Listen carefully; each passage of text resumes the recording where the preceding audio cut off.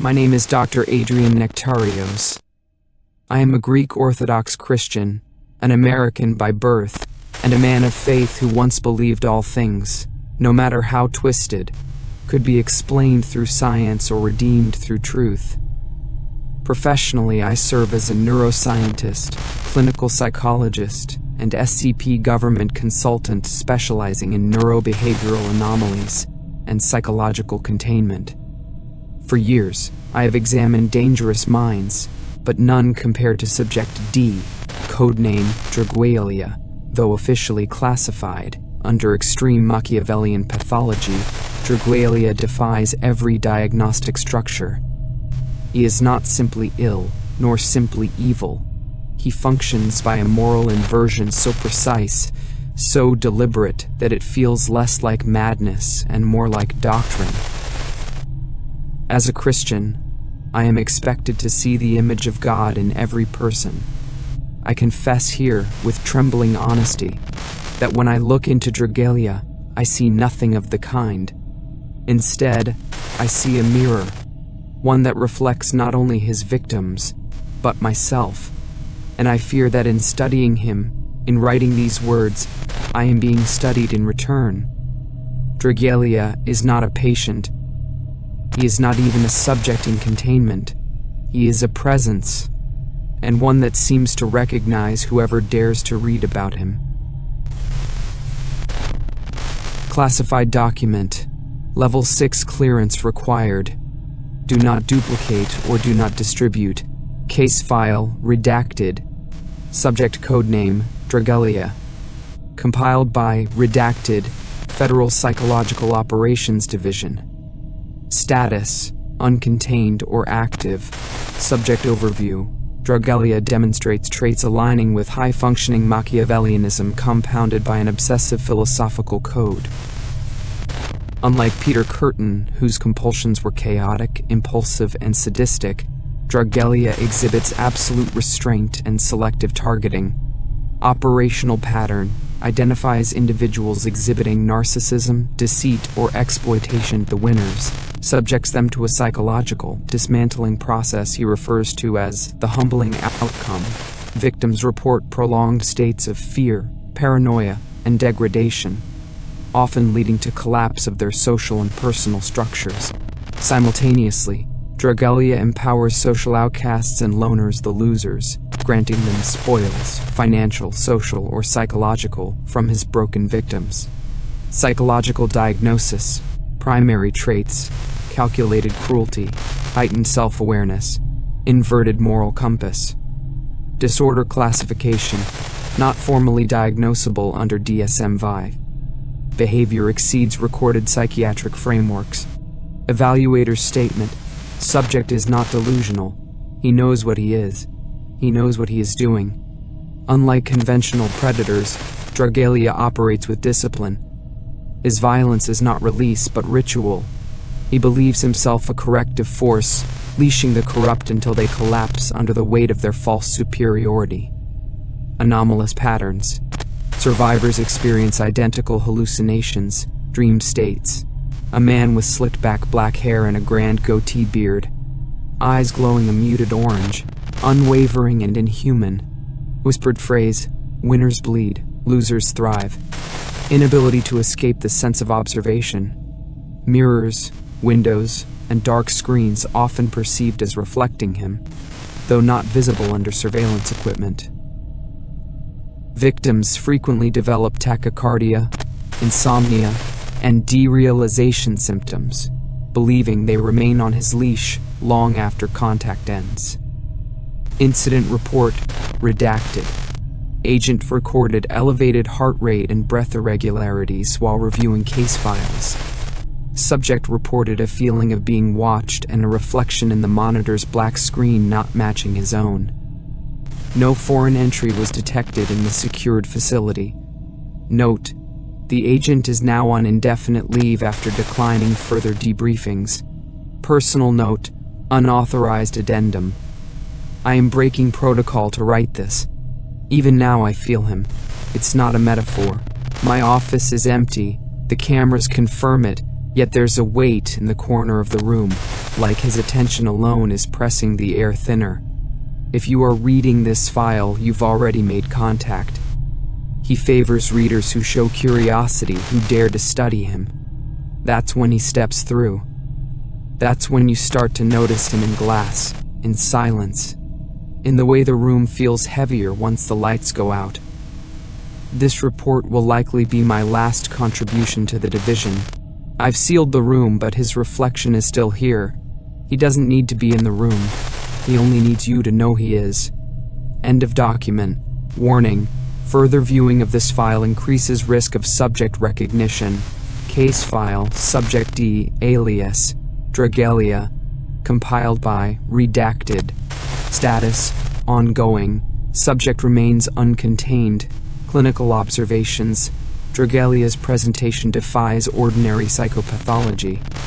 Unlike Peter Curtin, who indulged in chaotic sadism, Draguelia operates with chilling purpose.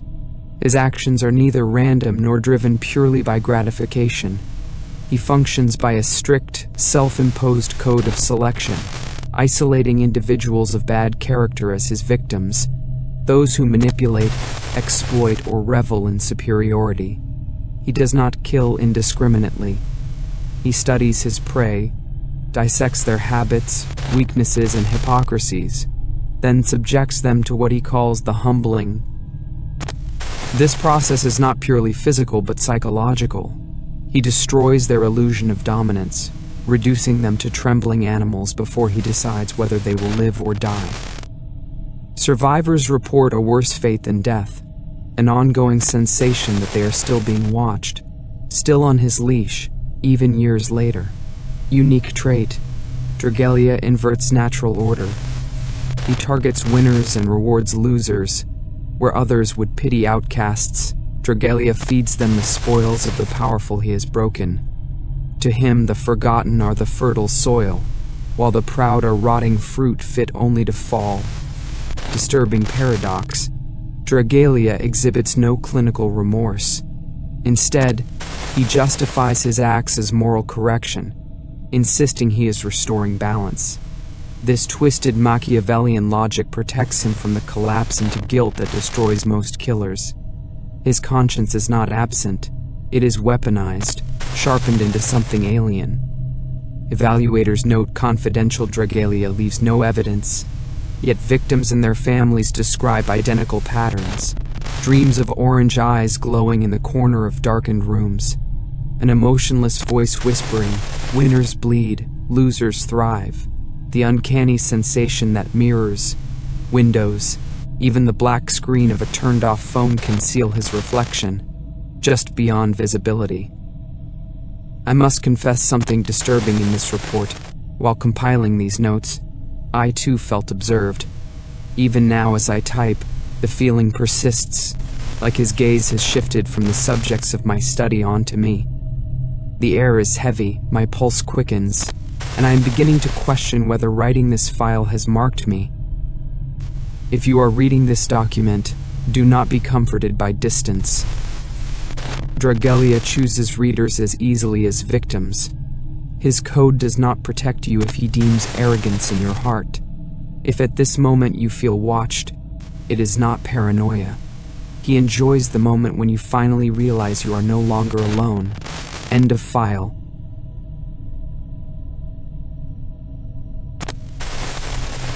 Understood. My apologies. Allow me to introduce myself properly. I, the Machiavellian mentor, have observed Draguelia's transformation from a young child with a troubled background into a skilled and intelligent individual. I have watched him navigate of deception and control, providing guidance and wisdom to hone his skills. Though my identity remains a secret, I have played a pivotal role in shaping Draguelia's character and worldview. In the sweltering summer of 2002, 6-year-old Alexander's childhood was marred by an unrelenting storm of torment. Rescued from the jaws of poverty by his Turkish Asian mother, he was constantly ridiculed for his skinny frame and perceived weakness by his peers at school. Led by the cruel Mexican gang leader Omar, Alexander was mercilessly bullied, suffering repeated beatings and verbal abuse. At home, Alexander struggled with his older brother Rupert, who frequently abused and degraded him due to their sister Nelaya's favoritism. This toxic dynamic instilled a deep-seated resentment in Alexander, who began to fantasize about violence against Rupert and Nelaya. On his 6th birthday, Alexander's classmates attended his party out of obligation, their fake smiles masking their indifference. His gaze fixated on Omar, clutching a plastic knife, his resentful eyes burning with a hunger for retribution. This marked the beginning of his fixation on Omar, a hatred that would shape his future. Alexander's rare friend Emily provided acceptance, but when she fell and injured herself, his reaction stirred a disturbing epiphany. A thrill coursed through him as he watched her distress, realizing it sparked a sadistic infatuation with women in peril, helpless and abandoned. This glimpse into his true nature marked a turning point, as his obsession with power and control overshadowed his innocence. His inner narrative began to weave a twisted tale of revenge and domination. He secretly despised men who protected women, finding them weak and powerless. In his mind, women were prey, ripe for the taking, and he would be the one to claim them. His fantasies of control and submission consumed him, overshadowing his own pain and vulnerability. As he entered his 9th year, Alexander developed a premature masochism complex, craving attention from tall, attractive female teachers who saw him as a nuisance. Their reprimands and corrections fueled his abnormal behaviors, which grew more terrifying with each passing day. He reveled in their disapproval, using it as twisted validation. The pieces of his twisted psyche fell into place, setting the stage for a life of chaos and terror that would haunt his victims. As the years passed, Alexander's warped inclinations only intensified. By the time he entered his early teens, his obsessive fascination with female vulnerability had morphed into a full-blown fetish. He spent countless hours poring over pornography, honing his skills in the dark art of seduction and domination. Alexander's twisted worldview was further reinforced by his toxic relationships with his family members. Rupert, now a bitter and resentful young man, took sadistic pleasure in belittling Alexander before their mother, who remained oblivious to the destructive dynamic. Nelaya, once Alexander's confidante, had grown into a vengeful and manipulative teenager, often using her charm to lure unsuspecting boys into the clutches of her brothers. Amidst this chaotic backdrop, Alexander discovered his true calling. He began to target and manipulate vulnerable young women, preying on their insecurities and naivety.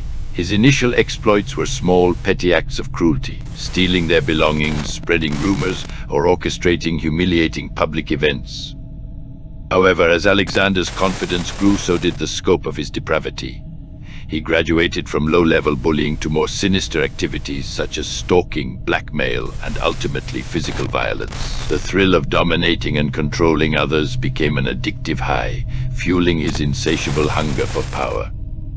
Alexander's downward spiral was further accelerated by his introduction to the darker corners of the internet. He delved into the world of extremist forums where he found kindred spirits who shared his twisted desires. These online communities provided a space for him to expand his repertoire of violent acts, learn new techniques, and connect with like-minded individuals who validated and amplified his warped worldview. As he entered adulthood, Alexander's reputation as a brutal and cunning predator spread throughout the shadows of the internet. His malevolent presence cast a long, ominous shadow over the lives of countless women who lived in constant fear of his wrath. Despite his formidable reputation, Alexander remained an enigma, a ghost in the machine who operated with ruthless efficiency and an uncanny ability to evade detection.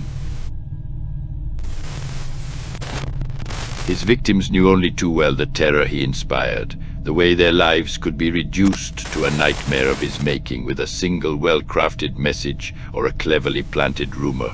In the digital shadows, he was a force of nature, a living embodiment of their worst fears, always watching, always waiting for the moment to strike with devastating consequences.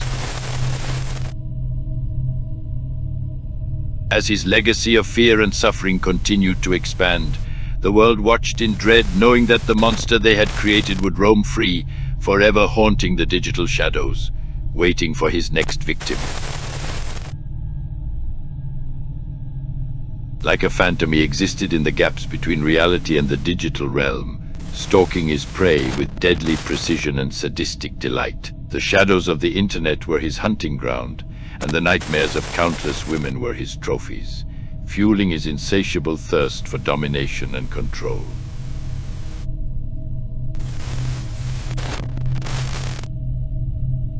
The revelation of Jessa's betrayal crushed Draguelia's already fragile psyche, shattering any hopes he had of finding redemption through her love. As he watched her with other boys, something inside him snapped.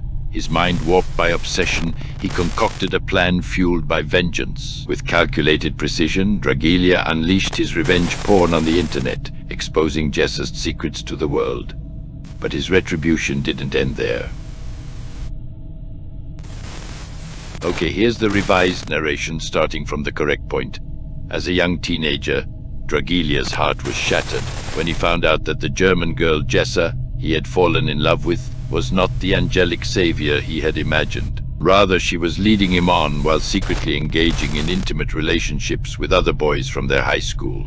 This betrayal sent Draguelia into a spiral of despair and bitterness. He felt used and manipulated, and his trust and innocence were shattered in one devastating blow.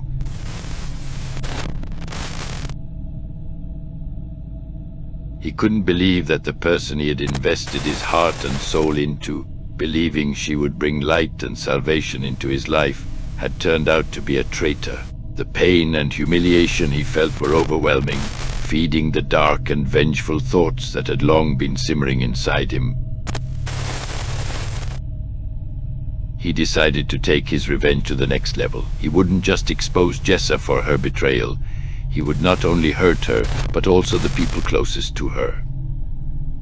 That night, while Gabe, Jessa's new lover and an employee at a nearby restaurant, was at work, Draguelia decided to make his move. He entered the restaurant unnoticed. He was determined to not only hurt Gabe, but also make Jessa suffer.